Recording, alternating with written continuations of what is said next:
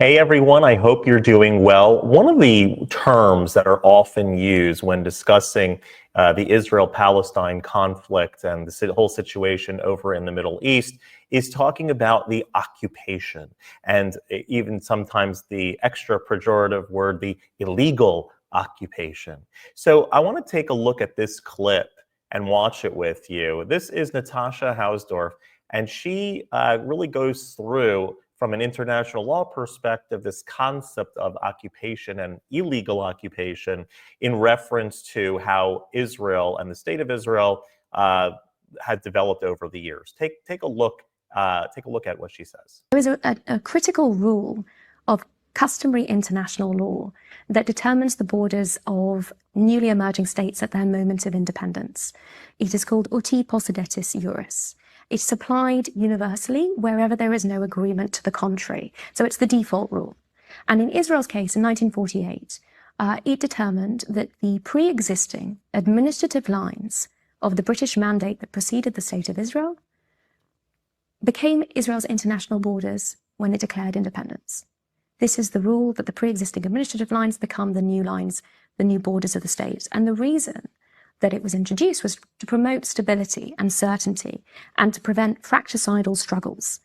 The International Court of Justice outlined these justifications for it when it recognized that it had become established. It was introduced in the 19th century, applied in South America with the withdrawal of the Spanish. It's applied in Asia and Africa, also to the dissolution of the former communist federations. Ukraine's borders followed uti possidetis juris. And that's quite a critical comparison, because I think the three of us would agree that Russia has been in occupation of Crimea from Ukraine. Why is that? Because Crimea was part of Ukraine according to the rule of uti possidetis juris at Ukraine's formation. Well, in the same way, when Israel came into existence, the West Bank and East Jerusalem and Gaza fell within that territory of the administrative lines of the pre-existing British mandate. Now, that's critical, because immediately in this war of annihilation that I've described, Jordan occupies the West Bank and East Jerusalem from Israel, and Egypt occupies Gaza. And that occupation ended in 1967 when Israel recovered that territory. That's when this allegation of occupation for many people is dated from. The problem with that is you cannot occupy what is already your own sovereign territory. I.e., if Ukraine was to retake Crimea and hold it, no one would say that was occupation of Crimea. From Russia, yes. Indeed. Right, okay. And that is a stark parallel comparison. Now, what Israel did in 1967 is it applied its law, administration, and jurisdiction in full over East Jerusalem. It reunited the city, but it didn't do so in the West Bank. Instead, it applied a temporary framework. Why? Because under the Land for Peace formula, it expected that it would give up some of the West Bank, or Judea and Samaria, to Jordan in pursuit of peace. But when the 1994 peace agreement with Jordan finally came about, Jordan didn't want anything to do with the West Bank. So this temporary administrative framework that Israel established in 1967 held until the Oslo Accords and the creation of areas A, B, and C that we've described.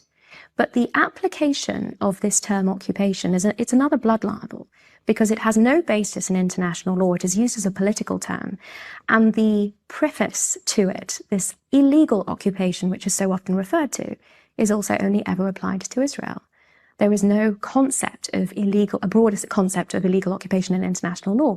And in all the instances, situations of real occupation, in the context of which is envisaged by the Geneva Conventions, and the context of the real transfer of populations in Cambodia, Vietnam, in Nagorno-Karabakh, in northern Cyprus, none of these cases has this allegation of illegal occupation or illegal settlements even been advanced. So this is another example of a modern blood libel being deployed against Israel in order to shape the discussion, in order to shape the international politics and diplomacy, in order then to put pressure on Israel.